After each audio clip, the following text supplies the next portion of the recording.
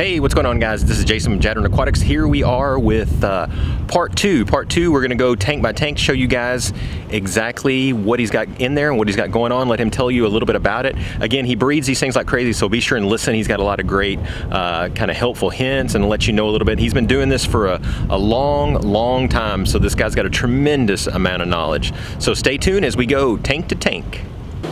Okay, so we're gonna go tank by tank now. Okay. Tell us a little bit about what you got going on in each tank. This top tank, these are all 30 gallons. These are Zippy Rio Atapa, Zippy heli Rio Atapa, and Tropheus demasoni, and there are a few Goodieds atropenis in there. It's just a grow out tank. The demasoni, even at the size they are spawning in that tank. They start spawning at a pretty small size and actually don't get very large. So just to grow out of those three species. Why this type of swordtail? This is one you don't typically see. It's a wild type.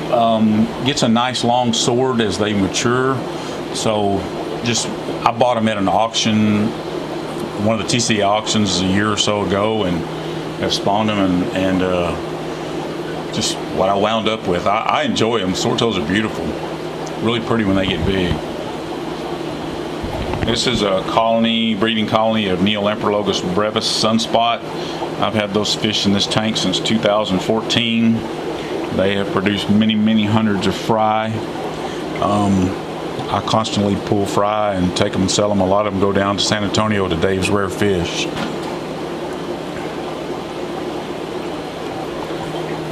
This is a tank of Synodontis petricola grow outs. These fish are about 2 years old.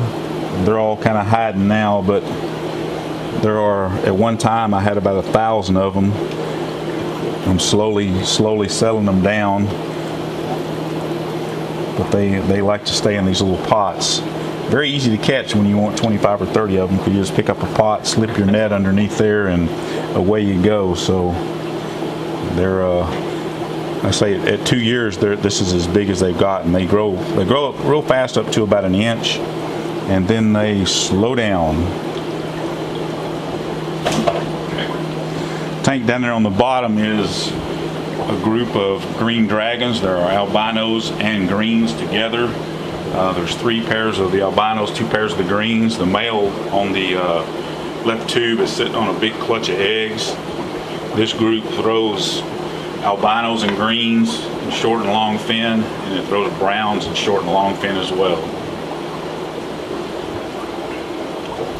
These are some of my, this is how I raise my baby Plecostomus. I take them from dad when they hatch typically, and then I take care of them in these little containers until they've absorbed their yolk sac and they're ready to go into a tank. 3 of these are ready to go. This one right here is they're still absorbing their yolk sac. Is that from one? That's one spawn, yeah. Wow, that's like 100. Yeah, or more. These are super reds. These are green dragons here, and then these are super red calicos. I use these little pieces of plastic to be able to keep up with what's what.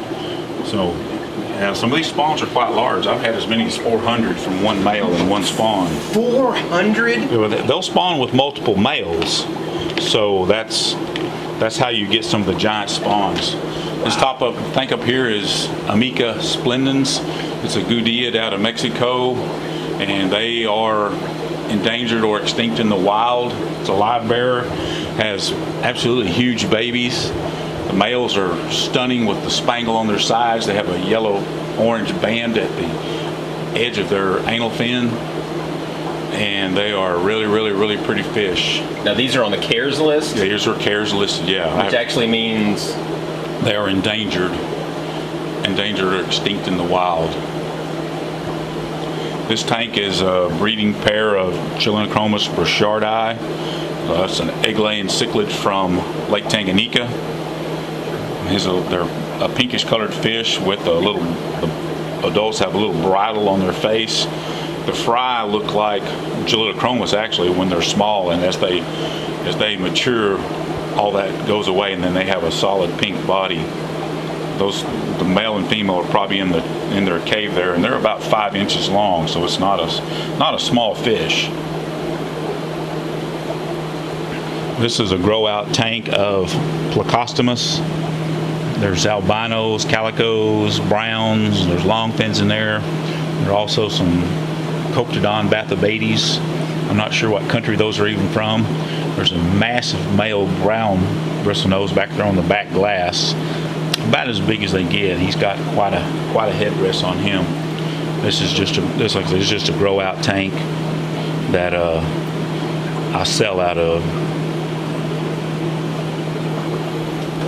This tank on the bottom is, I just put in 3 labia Tropheus Tropheus. There's a trio of them. The male is marmalade cat, and it's basically a grow out tank of Mangano. It's a mouth brooding fish from Lake Malawi. Very prolific. I have several tanks of those. This tank is Chilotilapia albino. This is the only fish that I have purchased this is the only fish I have that I didn't raise myself. I bought a box of these out of Taiwan.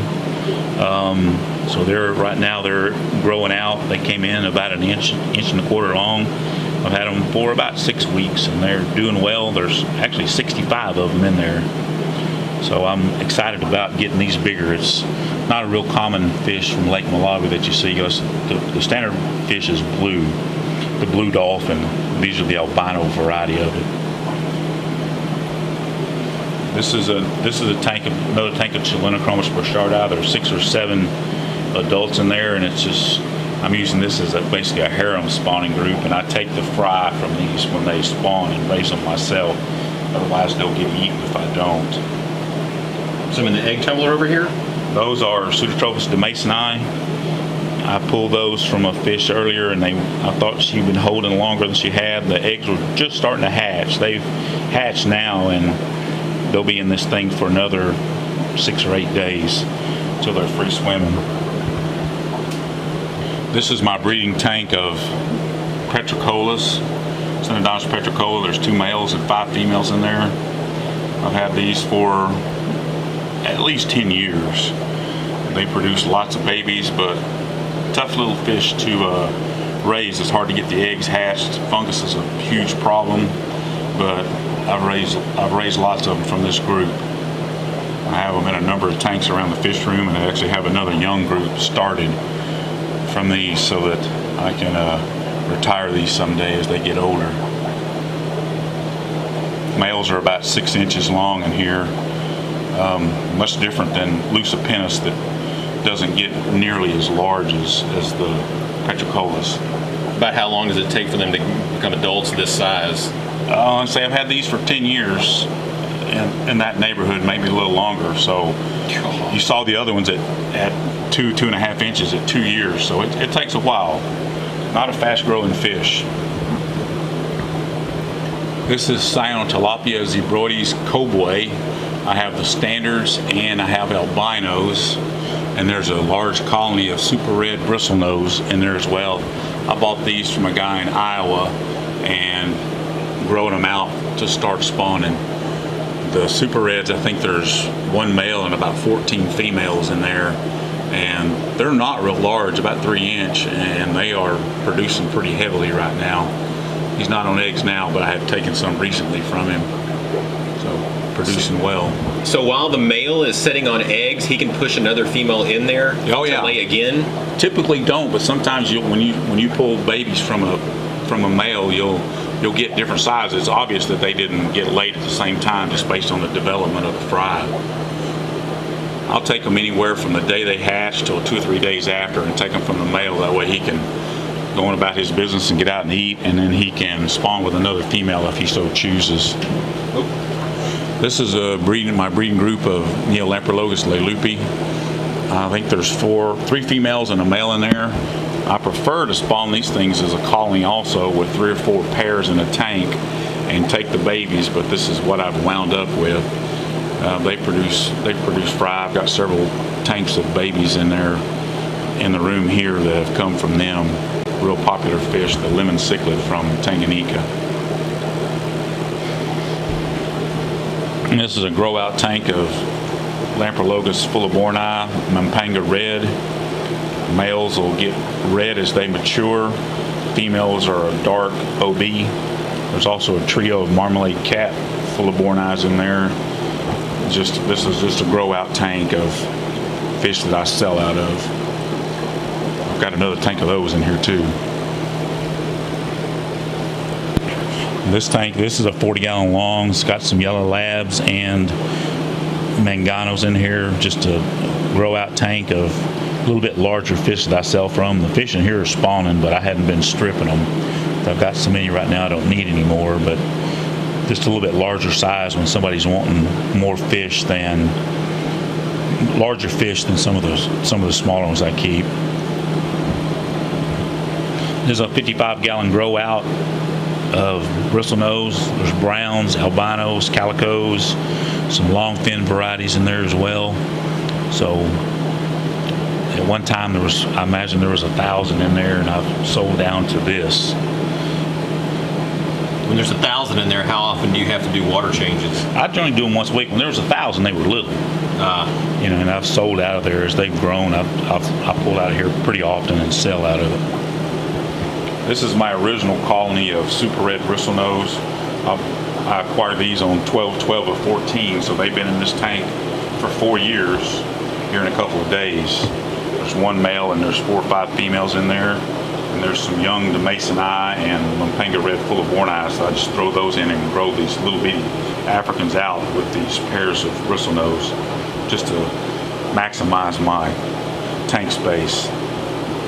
This is a group of super red calico breeders and a Livebearer, another Goodied that's on the cares list, Synodontis lion's eye.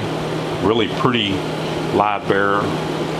Got males have some blue and orange. Kind of reminds me of Australian rainbows, sort of. I've got several males in some other tanks we might be able to see a little bit better.